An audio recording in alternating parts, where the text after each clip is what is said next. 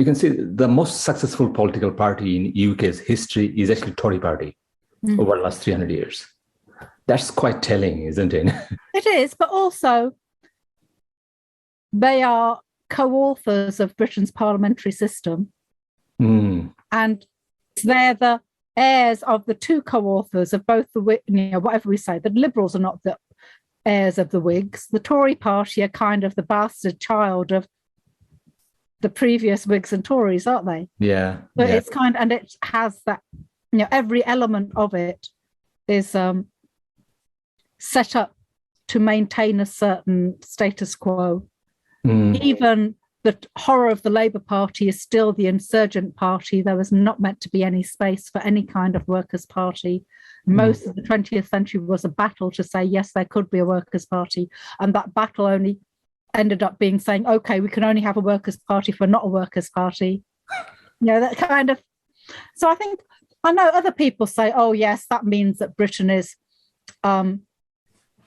fallback position is always towards the right. But I don't really buy that.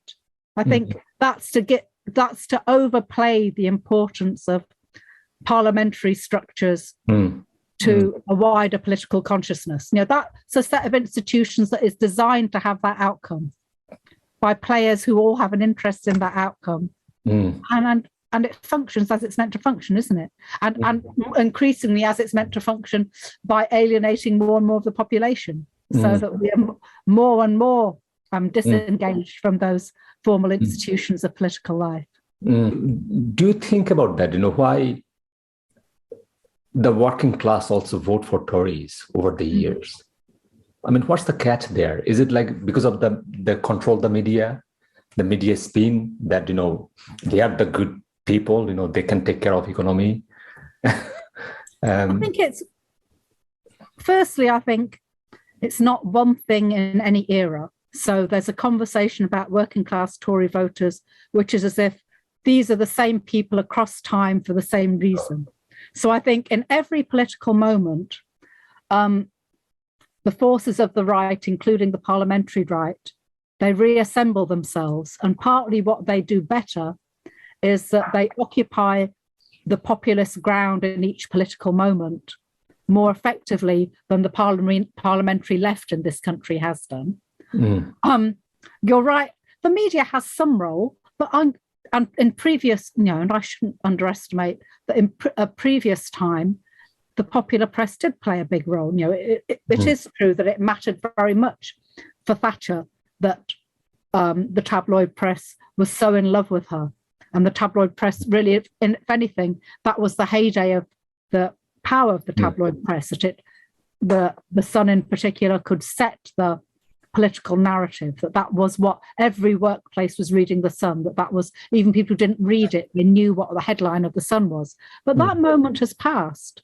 The print media no longer has that role in popular consciousness. I'm not even sure that television does, although there's clearly been a very concerted project by the current Tory administration to capture the BBC completely. And I wonder if that's more about shutting down disturbance more than persuading people to follow, if you see what I mean. There's a shutting down of disturbance, so awkward things are not said, just the silence. And then there's more the thing which the kind of hegemonic project that Stuart Hall thinks that Thatcherism is, which is more than just keeping us quiet, which is making us want it, making us believe in our hearts that we are all Thatcherites. That moment seems to me a past. So I think it's a much more pragmatic set of reasons why people vote Tory. They're not voting Tory, and they're voting Tory more than they're voting Labour, but they're not voting much at all. If in local elections, not voting much at all, even in national elections, given what's happening, wasn't a huge turnout last time. Very generationally split. So younger working class tend not to vote Tory still. So it's much more now, not even regional, it's just an age range outcome of the last general election. And I think we don't know what will happen next, because the last general election really threw everything at playing that generational card and the set out of constituencies also favours the Tories, and kind of played everything to get that generational card almost as a last hurrah. A bit like some of the analyses of Trump have been, that was a last hurrah of a particular aging white male demographic, just before the states can never be recaptured by that demographic. In a similar way, I wonder if the Johnson 2019 election campaign was that. It's kind of no policies, not going to have a single policy. All we're going to do is just consolidate an older, largely, but not only white vote to say, hold on to what you have, and then let's see where we go. I mean, I want to bring one of my ideas about this thing.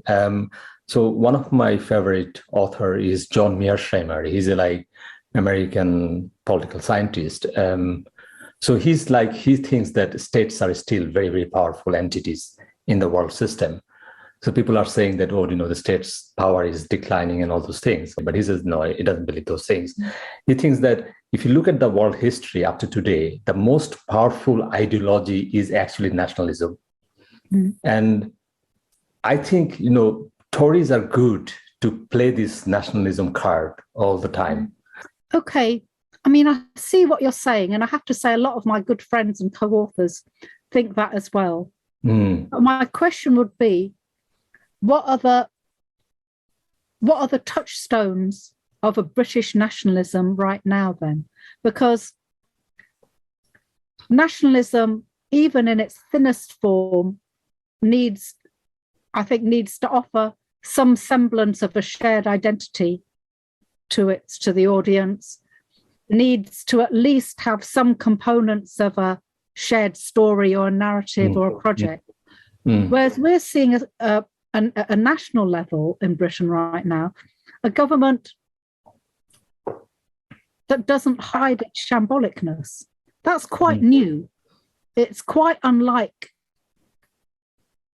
even Cameron, actually. This kind of we won't bother to come on the media. We know that from what's his face who drove to the castle from Dominic Cummings, that their explicit advice to ministers was, don't be interviewed. Why go on the Today programme? That's only bad for us. Just duck it.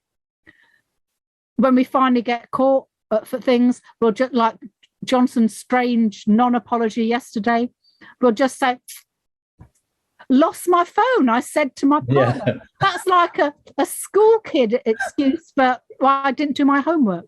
Now, that level of disrespect towards the electorate, that doesn't seem to me like any nationalist project I've seen before. There's no pomp, there's no circumstance, there's no way of saying, oh, look, we are this thing together. There's nothing. There's almost no performance from the ruling state elite. So then I wonder, I mean, I think there's always, of course, the generational thing matters, because I think you're right that the call of nation, even if it's the thinnest, most hollowed out call of nation, works more for slightly older people. I wonder very much what the call of nation for younger Britons of any ethnicity is now. Younger Britons who, if they're employed, are precariously employed, hugely indebted if they go into education, see no prospect of ever having stable housing, extremely concerned that the world is on fire and everyone who's a decision maker seems not to give two shits about it, feels that all of the assets of public life, in as much as they exist, are being siphoned away from their generation back into older hands. For those people, I wonder what the call of nation could even be. And even whatever it could be, I don't think that call is being made to them.